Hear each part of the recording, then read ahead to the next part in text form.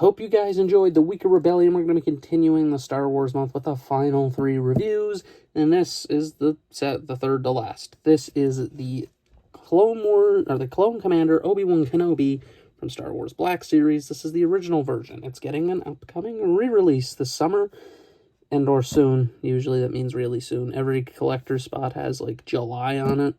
They'll get it in June, or they'll have it like now. It's one or the other. And I got this guy in today being Friday. Yeah, it recorded in advance. You could have seen that coming. I got this guy in a 20-piece lot that I did not record because I was too excited to open it. I didn't think I was getting it because Canada Post was going on strike. So it showed up, I opened it, and there was a lot of things. We'll go over everything that was in there eventually, right? But this guy was in there, and he wasn't the main reason I bought it. The main reason I bought it was General Grievous, but he's in there, and he's kind of a cool thing, so I wanted to kind of check him out. I do know of the flaws with this guy, though. This guy is, of course, Obi-Wan Kenobi, but not on an Obi-Wan Kenobi body. He's on the original clone body, the original Black Series clone before we got the 2020 update, and, well, oh boy. That mold's not great, and this isn't even the modified one that Rex is on. This is the, like, bad version. As far as it goes detailing-wise, arms are clone arms with some cape in the way. The torso is clone armor, but with some different detailing with the cape. Looks really good, actually. And then the legs have some skirt down there, and then they're, again, clone legs. So he's basically just the clone with Ewan McGregor's head, which looks pretty good, actually, except for the orange. There's too much like a blush to it. It looks kind of Doesn't look horrible, mind you, but it still doesn't look great. Honestly, I wish it just, was a little bit different. No blush. The face does look relatively like Ewan McGregor. It's not bad, honestly.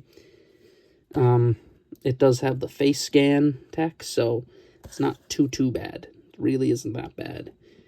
But the other thing that's a little odd is the cape and the skirts, which in person are really shiny and honestly feel kind of cheap comparatively to most of the fabric that figures that I own now would have, weirdly enough.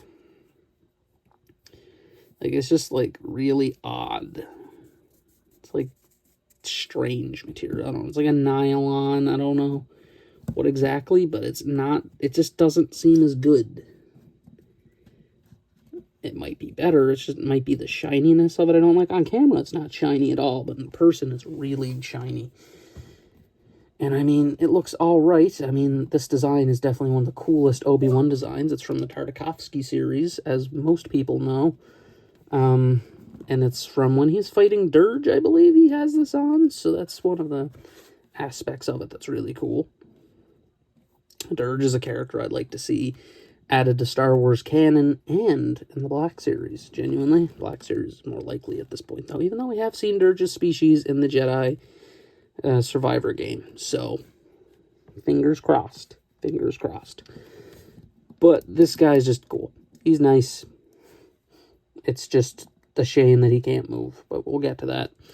He does come with 2 accessories, of course, one of which being a stand. That's a first. No, typically they don't come with stands, and it's just one of these, you slip the foot in that, and ta-da, helps him stand really well, so I'll give him that. And then, of course, he comes with Obi-Wan's lightsaber, which looks great. The blade's a little odd, though. It tapers, unlike most blades where it's just like, thick the whole way. This one has a kind of taper to a point. It's kind of nice, but a little odd. It's reminiscent of the Rebels Ahsoka. I say reminiscent. It's not exactly the same. It is kind of thin, though. And it is, of course, removable from the hilt, and the hilt is very odd. It's unpainted in the silver areas, but the black and gold are very much painted. So, if I can get it to focus on it. It looks pretty nice, honestly. It looks really good. Despite not being silver. The silver is usually my big thing. I reviewed the recent Savage Opress without the painted hilt, and it didn't look great. But that's because his hilt didn't have other accent colors. It works when the gold and black are there. It actually looks good. Savage had like a little bit of black and red on his, but not like this. This actually looks really good, in my opinion. I kind of like the matte finish to it. Looks really good. But there is a big issue with this guy, which we're going to get into right now, which is his articulation. The original clone body is not a mobile body at all. It's not great. We did review the Captain Rex, who kind of uses it, but he uses the modified one where the elbows actually work. This one does not have elbows that actually work.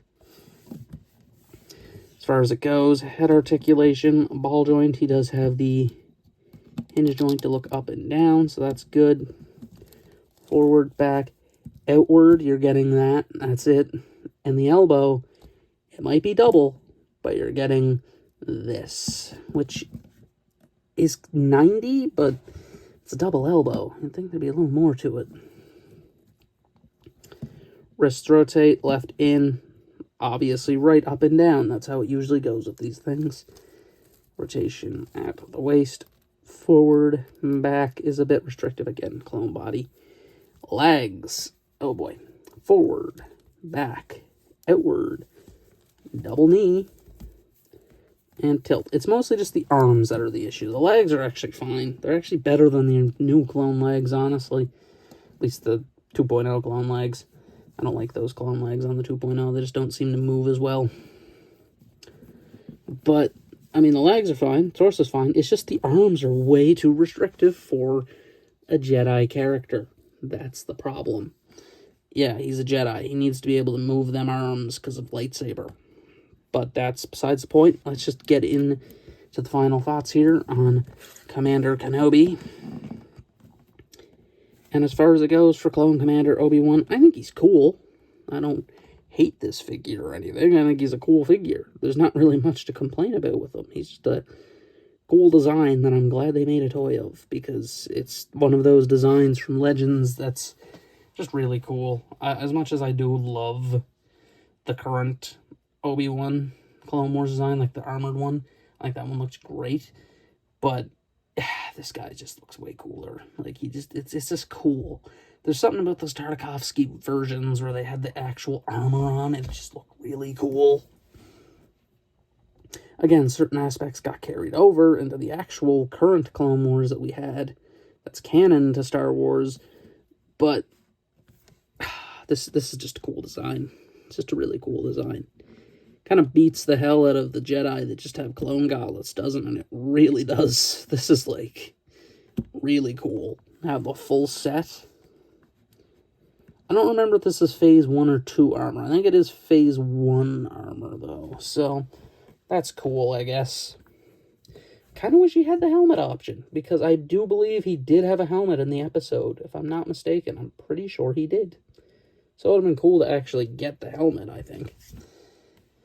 But again, his biggest flaw, and you're probably seeing in the pictures, is this is the articulation with the arms. It's good for a trooper, like a clone, but it's not good for a Jedi. And that's kind of the issue. He's an odd guy to make. Oh, let's just take Obi-Wan's head, stick it on a clone body, give him some soft goods, and boom, we're good to go. That's what they basically did here. Again, appreciate the stand, though. That's something that's really appreciated, because I don't know why they all don't come with stands, honestly. It seems like a weird one-off situation. Like, I know they probably do it for immobile characters, but it's Kenobi. No, it's fine. But anyway, that has been my review of Star Wars Black Series Clone Commander Obi-Wan Kenobi. It's been Out Delete signing out.